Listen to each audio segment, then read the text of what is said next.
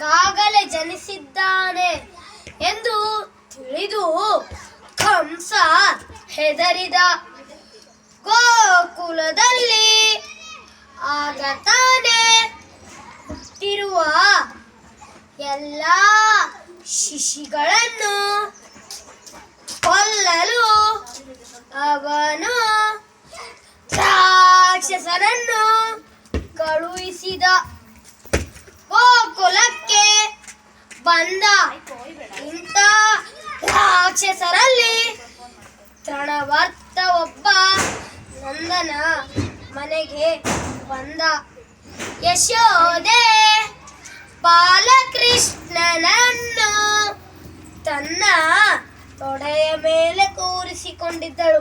ಇದ್ದಕ್ಕಿದ್ದಂತೆ ಮಗುವಿನ ಭಾರ ಹೆಚ್ಚಾಯಿತು. ಭಾರ ಸಹಿಸಲು ಆಗಲಿಲ್ಲ.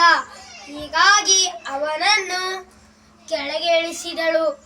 ನಂತರ ಮನೆ ಕೆಲಸದಲ್ಲಿ ತನ್ನನ್ನು ಮರೆತು ಹೋದಳು.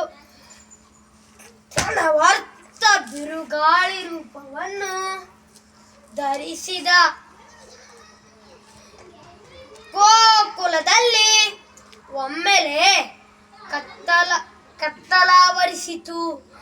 ಭಾರೀ ವೇಗವಾಗಿ ಬೀಸಿದ ಬಿರುಗಾಳಿ ಕೃಷ್ಣನನ್ನು ಬಲು ದೂರ ಹಾರಿಸಿಕೊಂಡು ಹೋಯಿತು.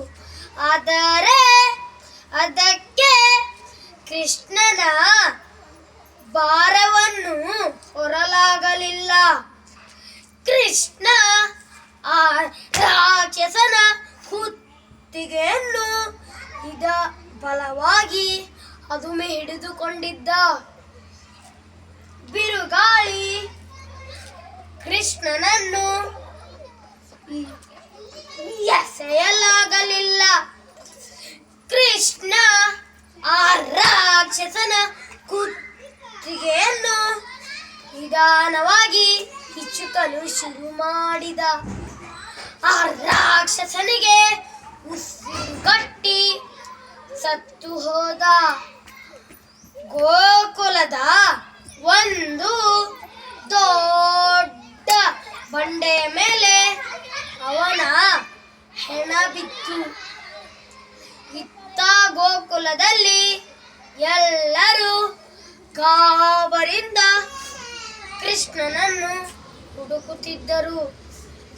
ಕೊನೆಗೆ ಆ ರಾಕ್ಷಸನ ಮೃತದೇಹದ ಮೇಲೆ ಅವನ ನಗಿಸ್ತಾ ಕುಣಿಯುವುದನ್ನು ಕಂಡರಲ್ಲದೆ ಆ ಕೂಡಲೇ ಅವನನ್ನು ಅಲ್ಲಿಂದ ಕರೆದು ಒಯ್ದರು. ತೃಣವರ್ತ ರಾಕ್ಷಸನ ನಾಶದಿಂದ ಎಲ್ಲರೂ ಸಂತಸ ಪಟ್ಟರು. ಧನ್ಯವಾದಗಳು.